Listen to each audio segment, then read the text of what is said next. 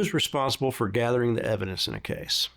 Well, this is kind of a complicated answer because, first off, the government is responsible for gathering the evidence to decide whether a person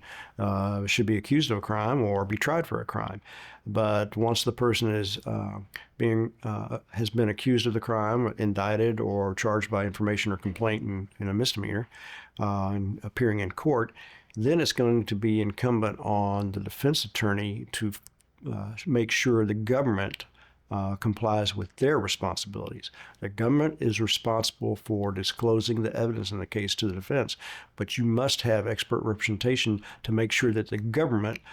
stands by their responsibility to disclose the evidence in the case. So the government is responsible for disclosing all the evidence that they have in the case and disclosing any favorable evidence that they have as well. To make sure that this happens favorably and effectively, you need expert representation that makes sure that the government has,